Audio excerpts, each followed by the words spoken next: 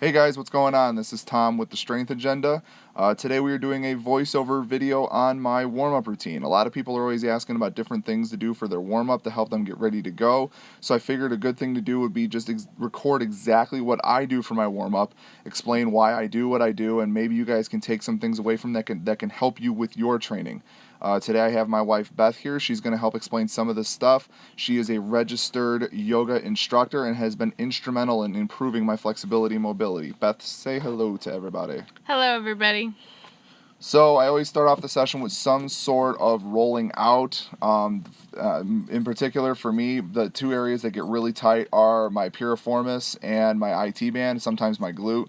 So what I do is I have these practice batting cage softball-looking contraptions that I can keep in my gym bag, and I will just sit and roll for a few minutes on my glute med, glute minimus, to get that all nice and loose, work on the piriformis a little bit, and then my IT bands if they're tight. If you have anything that is extremely tight on you, I suggest working on that, but this is what I need the most work on.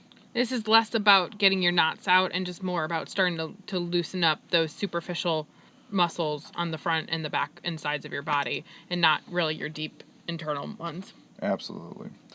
So yeah, like I said, you can use any sort of tools, stuff like that. I don't like lacrosse balls because I'm a little too big for those. And other things that I use are just, I end up crushing them after a couple of uses.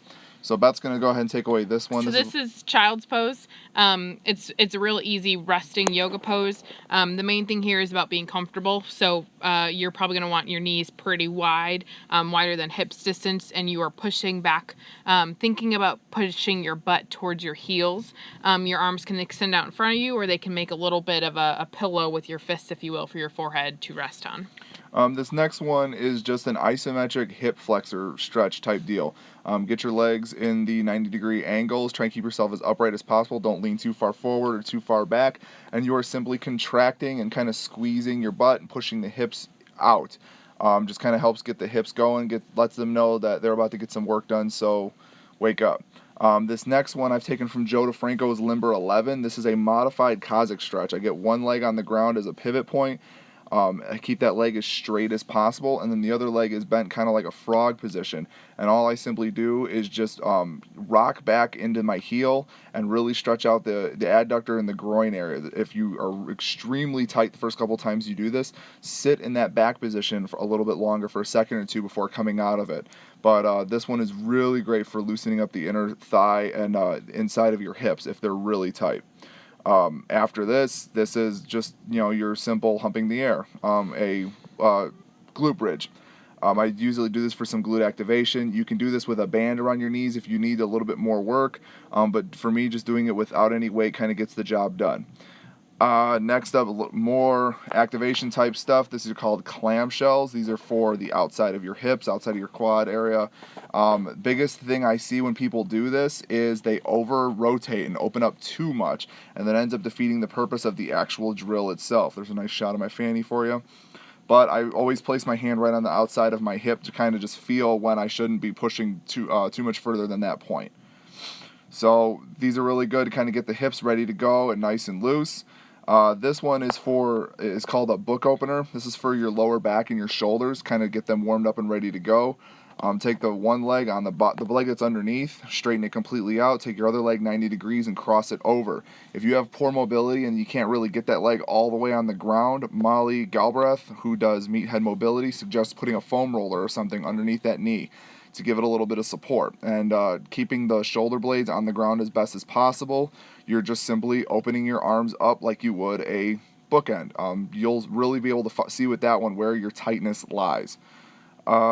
Next up is thoracic mobility. This one's pretty straightforward. Get yourself in a position of all fours, and I find a focal point in opposite corners of the garage, and I am simply just kind of moving the elbow to the knee and then reaching as high up as I can go. This is a really good one for getting the spine nice and warmed up. You can do cat-cows as well, but for time's sake, I just did this one, and it works just as well in my opinion. And I like that you get a little bit of the chest in there as well as the spine. Absolutely. Can you explain what I am doing here? This is Hero. This is Tom's in a bit of an advanced version. He's pretty mobile, so he can go all the way back. I would encourage, this is the first time you are going to try this or do this, don't go all the way back. He had his feet turned in and laying on them. If it's comfortable, you can actually turn your feet out kind of like a frog and go back. And I would just say the takeaway from that one is don't go back if you don't need to. Exactly. These next ones, these are more yoga poses that Beth kind of showed me. This is called threading the needle. Simply put, get in all fours and then reach that arm all the way through and then put some pressure on that shoulder. This helps strengthen up, or not strengthen, loosen up the back of the shoulder and the upper back. And can you explain my Spider-Man pose here? This is another great shoulder and chest opener. You can start this by having your arm extended completely straight or folded like Tom's, kind of like a goalpost, or you can have it straightened and extended diagonally. And you're going to kind of just roll your lower body over to get the stretch. You can have both legs rolled over, one leg rolled over like Tom, or you can actually have both your legs straight but just slightly twisted, and you're putting pressure on the opposite hand to keep you upright. So that's pretty much it for the stretching. Afterwards, I'll just take a weight. I have kettlebells in the garage. You can grab a plate, a medicine ball, anything that's got a little bit of weight to it. And I just do some extra windmills. I'll do some goblet squats at the end here, just some other stuff to kind of get the blood flowing, get my body ready to get going for training. If you guys have any questions at all, anything, any other videos or stuff like that you want to get done, go ahead and comment below here. Find us on any of our social media channels. And don't forget to subscribe to the newsletter and like this video and subscribe to our YouTube channel. Thanks, guys. Bye.